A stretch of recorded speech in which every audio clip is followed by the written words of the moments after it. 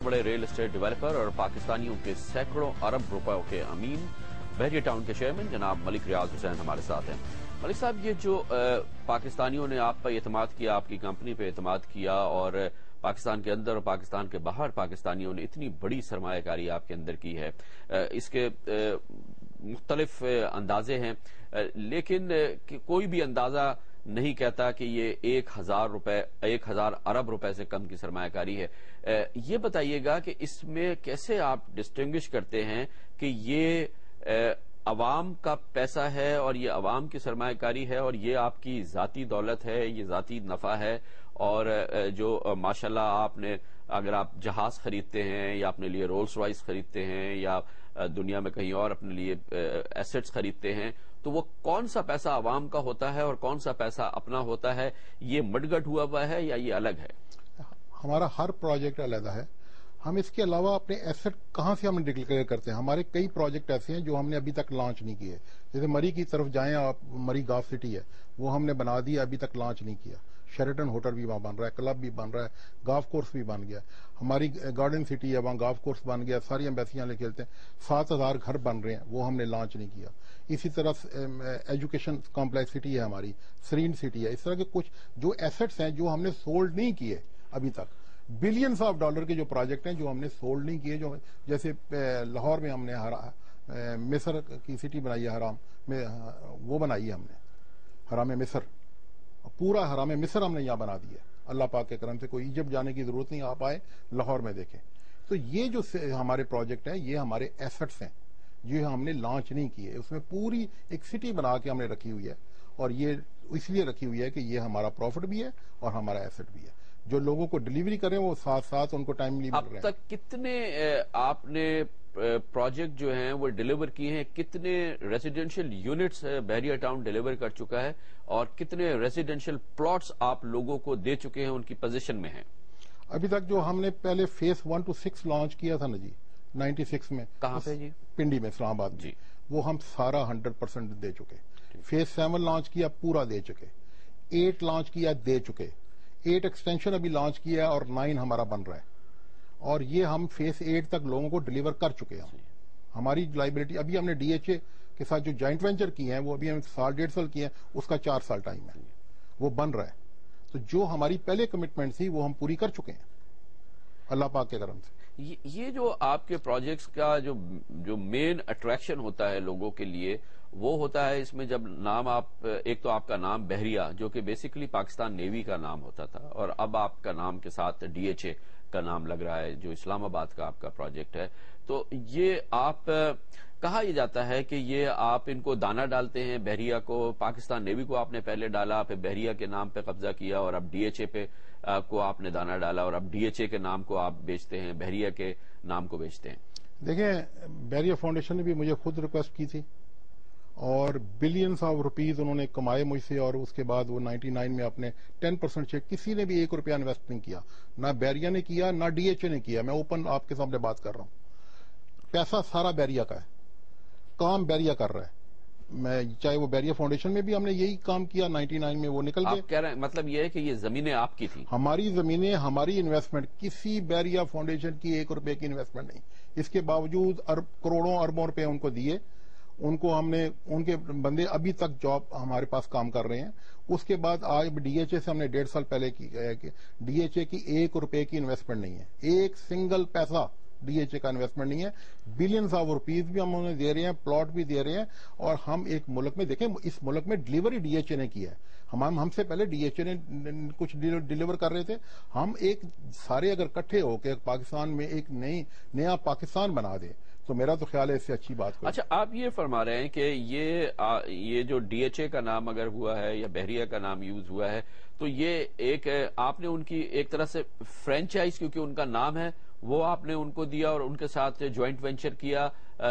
लेकिन जब आपकी अपनी इतनी कैपेसिटी है तो हर ग्रुप की और हर कंपनी की ख्वाहिश होती है कि वो अपना ब्रांड बनाए, अपना नाम बनाए।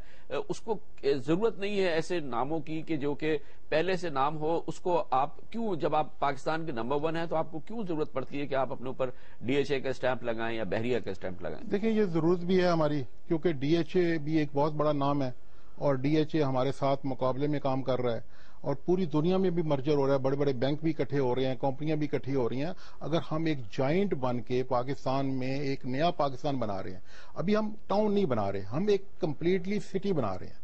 ابھی میں آپ کو میں بتاؤں کہ 60 سال میں 50 سال ہو گئے ہیں سی ڈی اے کو. سی ڈی اے نے 40,000 ایکڑ ڈیولپ کیا, ابھی ٹوٹل 40,000 ایکڑ. ہم نے اتنا 8 سال میں ڈیولپ کر دیا اللہ پاک کے کرم سے. 8 سال میں ہم نے اتنا ڈیولپ کر دیا, اور ابھی ہم جو ڈی ایچ اے کے ساتھ جا رہے ہیں, اتنا ہم ڈی ایچ اے کے ساتھ ڈیولپ کر دیں گے. اور یہ اگر ہم کر رہے ہیں تو میرا خیال ہے کہ یہ بڑا پازیٹو پوائنٹ ہے کہ ڈی ایچ اے کے بھی معاملات شفاف ہوں گے, ہمارے بھی شفاف ہوں گے, ایک دوسرے کو ہم دیکھیں گے. وہ بھی ایک آرگنائزیشن ہے, ایک اتھارٹی ہے. ملک صاحب, اتنے معاملات اگر آپ کے شفاف ہیں تو اتنی بڑی تعداد میں آپ کے خلاف کیوں مقدمات ہیں؟ کیوں لوگ زمینوں کی ملکیت کے معاملے میں آپ پہ الزام لگاتے ہیں کہ آپ نے دھوس, دھمکی, طاقت اور پیسے کے استعمال کرتے ہوئے زمینوں پہ قبضہ کیا اور ناجائز قبضہ کیا؟ یہی وجہ ہے کہ اتنی بڑی تعداد میں مقدمات آپ کے خلاف. کامران بھائی, میں نے ہمیشہ اوپن بھی, اور آج آپ کے سامنے بھی اوپن ایئر بھی یہ کہہ رہا ہوں کہ کوئی غریب آدمی آ کے مجھے کہہ دے کہ میرا 1 کنال کی زمین پر قبضہ کیا ہے, تو میں ہر جرم, ہر چیز. لیکن پاکستان کا ہر بڑا آدمی لینڈ مافیا ہے, اور لینڈ مافیا کے ساتھ ہم لڑ رہے ہیں. ہمارے اوپر 62 کیس ہیں, 62. لاہور ڈی ایچ اے جب 875 کیس ہیں. دیکھیں یہ لینڈ کے معاملات اس طرح, 3.5 لاکھ ممبر ہیں اور 62 لوگ ہمارے کمپلینٹ ہیں. ابھی جو ہمارے خلاف سوئے موٹو ہوا ہے تو 62 یا 65, اور وہ بھی لینڈ مافیا نے لا کے پیش کیے, اور ان کے خلاف بھی ہم نے پروف دیے کہ ان کے ساتھ ہمارا کوئی لین دین نہیں. ہم بلیک میل ہوتے ہیں اپنی ساکھ بچانے کے لیے. ہم لوگوں کو اپنے پروجیکٹ کو کمپلیٹ کرنے کے لیے ہر ایک سے بلیک میل ہوتے ہیں, ہونا پڑتا ہے ہمیں بلیک میل.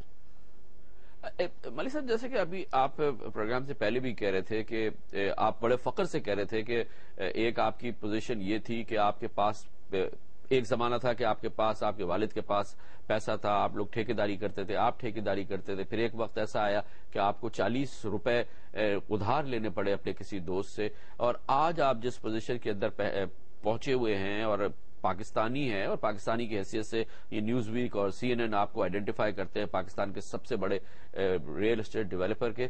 تو یہ جو گروتھ ہوئی ہے یہ پچھلے 25-30 سال کے اندر, یہ بہت غیر معمولی اور بہت ہی حیران کر دینے والی ہے. اس کی کیا جو راز ہے اس کا, وہ کیا ہے؟